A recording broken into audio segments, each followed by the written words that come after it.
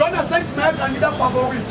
Félix Tshisekedi comme numéro 1, Martin Fayulu comme numéro 2, Moïse Katumbi comme numéro 3, Mouzito comme numéro 4, Mouzito comme numéro 4, Matungulu comme numéro 5. Dans une élection 2023, si on met ta machine, 3 provinces, on a 3 candidats dans la même langue. 3 politiques élections et que n'a pas la langue parlée au Tolobaka. Si on a la langue parlée au Tolobaka. Ceux qui ont 15 ans, que non, donc une élection tout mon corps. Il y a tout mon corps. Il y a un Fati à gagner l'élection, on me bat avec 70%. Pourquoi? Dans le cadre de travaux 100 jours, dans le cadre de travaux 100 jours, le président de la République a asphalté au moins 2450 000 kilomètres carrés à Banzela. Qui n'a pas de problème sérieux. À réussir, dans le cadre de 100 jours, a construit plus de 570 hôpitaux. Le Tchapé est construit dans la ville de Kinshasa. Nous avons 34 hôpitaux. Dans le pays Sabine, nous avons un hôpital où on a besoin. Nous avons un hôpital où on va faire il y a pédiatrie. Nous avons un hôpital réhabilité. Dans l'hôpital qui est hôpital sans réhabilité. Quelqu'un n'a pas trop comment coûter un mot. Dans la commune et tout. Et dit qu'Ali va lancer l'ouverture dans le monde universel. Mais comment on a un hôpital à construire. Et là, pour ça, pour ma vie, combattant, nous avons une coalition cash. Cap pour le changement. On a chargé la communication comme si Azana consigne. Il est best vivant. N'a se réservé comme si Azana consigne. On y a inventé chef de l'État. On y a inventé gouvernement. Il y a Kolobanaye et ça. Ceux qui ont conseil des ministres Bani, Abani Konima. Ceux qui ont dit après c'est le compte Irani. Or, compte Irani, on a dit qu'on a malanga mende. À tout moment, Kabila il doit passer à la télé pour parler. Mais tu sais, porte-parole du gouvernement à Zolobate. Fati a façonné plus ou moins 37 bagues. Il est best vivant. Plus ou moins 37 bagues. Il est tapé dans son mission à route. Fati a sali effort à réhabiliter ma route. On mon ami. Parce que on va le monsieur Salemi, monsieur Zobeba, wana etali biso te etali basala ki bisala. Mais on est bon na mission ba. Na cadre de 100 jours. Sikoyo, yeba yango bien. Na mois de juin 2020, azo lancé travaux spéciaux sur la présidence de la République. Elle azo lancé pardon na mois d'avril. Bona basala misala pour permettre biso miroir bona le 30 juin 2020. Combattant nous sommes il y a un moment de fatigue, c'est imbattable dans l'élection 2023. Aujourd'hui, une opposition tombée à Kalik. Opposition Moko, le lot force est athée. Nakali Sibotali, Bemba, Aye Azawa. Nous Aye dit que j'ai Bemba na Kinshasa. Fayulu, Mouzito Azawa. Sur le terrain politique, par Koufi. FCC et Zawa. Mais le FCC par terre. Parce que nous avons bien. Et ça, nous avons mis pané, FCC. Joue joue FCC, on est Koufi. Nous avons mis balé, mais joue FCC et Koufi. Et puis, dans le cas de FCC, il y a bien, n'est qu'un mollet à l'Obaki. Parti présidentiel, pour nous savoir. Si on a un problème, pour nous, c'est le parti présidentiel. Né au moins du problème oyo bolandi mabunda à la session deux ans en session ordinaire mais avant na bande musala il faut na kuta na chef de l'état après ça na cahier de charge na comment c'est possible cahier de charge je vous dis télémé la que non sauf qui à la dissous du parlement bina bako fouder na cour de cassation soit dossier que nous on peut faire cour de cassation mais bolandi tourner dans est prestation na chef de l'état. Félicitations dans l'effort, il y a pas de félicitations, moi tu as dit les système, il y a les corbeaux et les renards. Au moment où nous sommes, la situation politique, il y a un mot qui est bien, il y a un parti qui est américain. Pas mal de Pompeo. 1. Lutte contre la corruption. 2. Blanchissement d'argent. 3. Influence politique. Donc influence des alliés. Pas politicien, au moment où M. Sougana, je suis intouchable parce que je suis du parti présidentiel. Et là, on va m'américain balingi en côté. Par exemple, Fachi Azat Claire, ndenge pe Aïssi Mike Pompeo. Et là, on a déjà appuyé à moi avant. Avant, prestation serment, j'ai dit à toute ma famille, Bozan Nini Sabo Fouta Koura, Bofouta Maï, Bofouta Wenzel, Bofouta Wenzel. À part Wana, Baébissi Sous 1, à la Dela, par rapport à généraux, pas bien pareil judiciaire et civil. Et là, quand il réforme et armée, à la nomination rapide, il y a un nouveau général. Et puis armée a du mieux. Il n'y a aucune armée dans le monde où il y a 600 généraux. Il est vivant. Kabila a nommé la mission d'un général-major chargé à Matembe, Bazali. Général-major chargé à Nunda, Kabila Noma. Général-major uniquement pour la Olive, Azali. Il y a un moment que jamais, même les États-Unis, il n'y a qu'un seul général-major. Et Sili, au adjoint, Bazali, celui qui a peut-être. Mais puis nous, au Congo, on a une affaire 15 chefs d'état-major général adjoint. Bazali à Moussalani. Tout cela, c'est un moment où Mobutu, Azala qui a 34 généraux seulement. Chaque province, c'est qui représentait le général Moko. Yango Baébissi a réformé l'armée. Ceux qui vont continuer à les belger, au moins, on peut accepter 50. Mais pas 600. Il est vivant. Combattant, il est pas bien. Rencontre Ezali Goya, aux hommes nationaux, ils ont décollé. Ils ont décollé par rapport à quoi? Par ABC, chef de l'État, dans FMI, dans le membre de FMI, à propos, il y a Banque centrale du Congo, Balobini. Exercice janvier 9 février 2020. Balobi, dépenses publiques, dépenses financières. Les élèves qui pour les cas. À ça, l'effort, dépenses équitables. Il y a un peu de lobby. Dépenses et l'équipe pourquoi? 1. Rien que le gouvernement. Enveloppe, il y a gouvernement. Et ça plus élevé. Équipe, il y a Ilunga. Et ça, il a fait à 65 ministres. 65 ministres. Soit ma cabinet na bango. Soko l'équipe wana, aucun présidence, aucune assemblée nationale, aucun sénat. Ben institution qui ont surtout gonflement et enveloppe na bango ezaki likolo. Ya romani Fachi à ABC, madame, pour la directrice générale il y a FMI. Après tout ça là effort. Mars, avril, dépenses publiques ça ni nu et kita. Elle est kita, recette écolique et belé par rapport. Il y a hyper par rapport, il y a même pas bon maintenant côté de la trésor public l'État a un effort, le point de son pouvoir. Mais au moins ministre économie, ministre de finance, gouverneur à Villa Kinshasa, Baouzi na Mongata, Bakepe, na ba frontière, ba péage, ba nzela ba Congo oyo. Ba barrière au baché, ba suspendre ba barrière, ne surtout pas suspendre d'ici la fin du mois. Ba tcha guichet unique. Guichet unique on a éco permettre.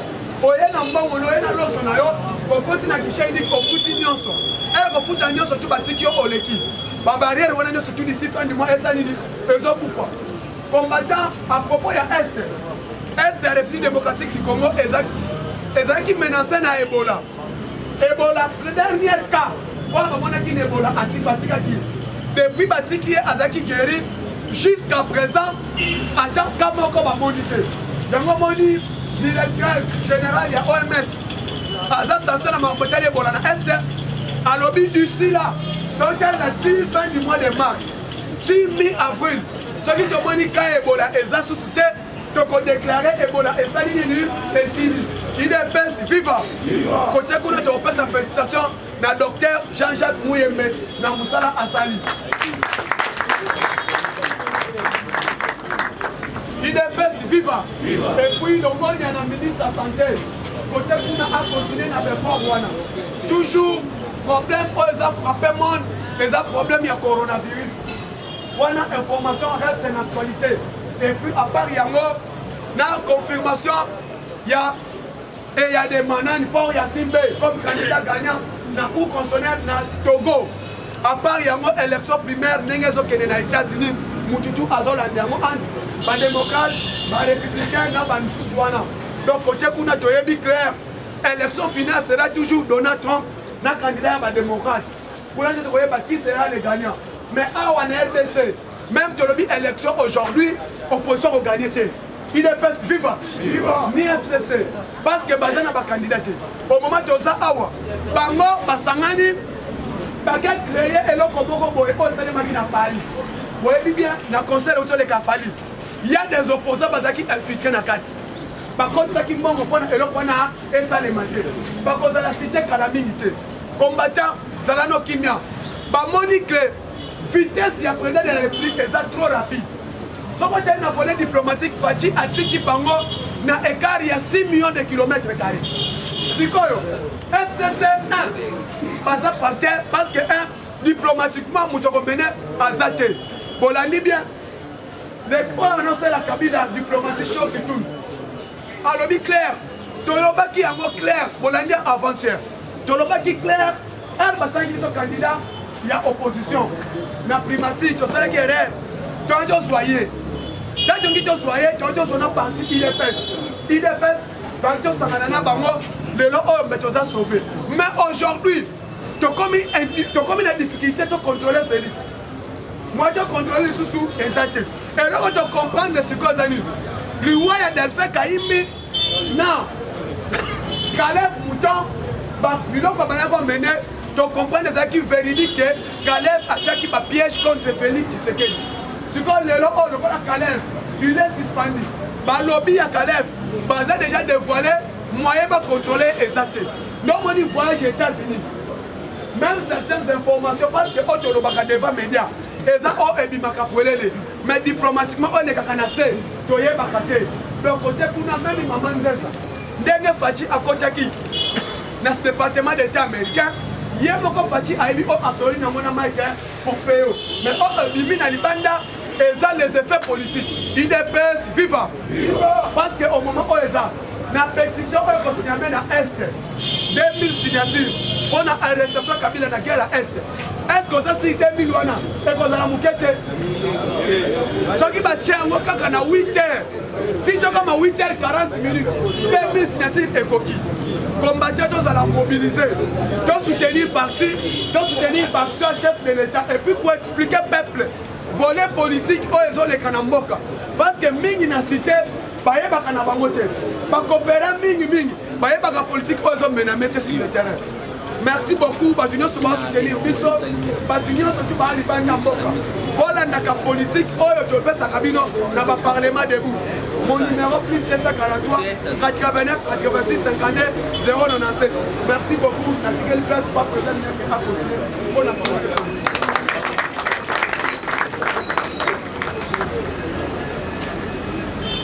bonjour à tous. Bonjour à tous. Bonjour. IDPS viva. Viva. Ceux qui ont allé à Bisso, Mata Makasi. IDPS viva. Viva. Parti au pouvoir viva. Viva. Peuple congolais viva. Viva. Viva. Viva.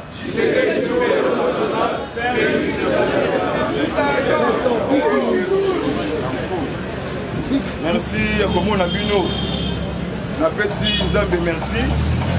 Abateli mutu ya Yambo. Ototeli motema. Komona ye Félix Antoine Tshisekedi Tshilombo. Be autour na ye merci Nakolo. Be abateli ba combattant ba combattante. Na peuple congolais. To bundaka. To s'enrichiter. Peuple à se retrouver. Ceux qui au boy, mais là, poison. Salanini, pourquoi? Lisu, Likolo, Yalis. Yeba Nani, Oasamo Pandi. Téléphone aye, contrôler Yango. Téléphone aye, Ebi Marate. Parce qu'il y a Batindi Bango Belé. Mais tous les plans contre le chef de l'État, contre la population, contre IDPS, dévoilés. Parce que déjà balancé, opération Mukwata. Opération Mukamate. Bakayandi. soyez. Mais il faut qu'on soutenir Fatih Béton, Fatih La Lumière, Babengi président Pasteur. Président Pasteur. Parce que Atali Badjif, Atei Bango, ti Akundoli histoire, il y a roi David. Papa acclamé pour la Fatih. Acclamé. Mais Joseph Kabila Kanambe Kazembere, Rwandais désigné, parce que mission naïe, Zana Eba mission naïe, destruction des hôtels, destruction. Mais béton à Boukiango, Nalingenda ya Moïse Etienne, Wamulu ba Bessengande. Papa Bessengande, clamez pour la Bessengande.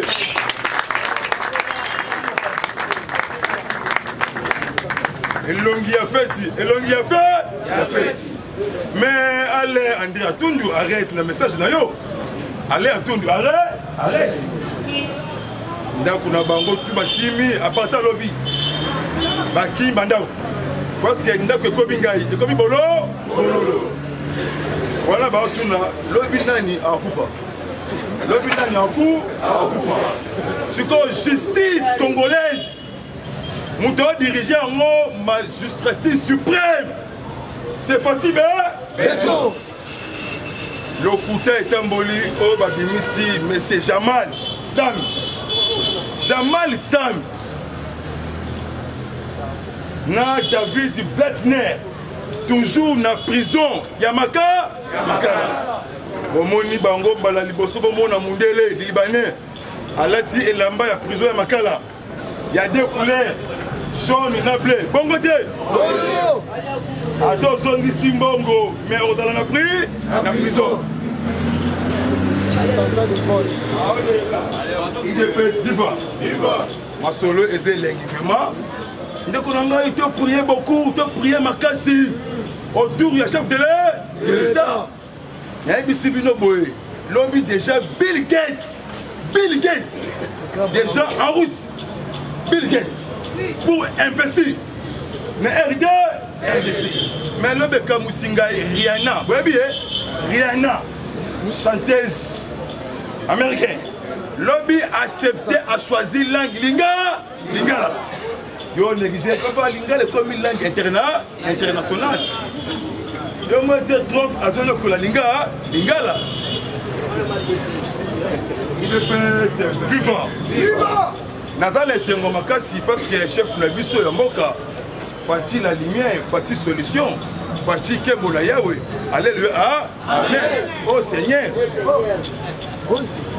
Psalm Genèse 12:3. Abraham descendant.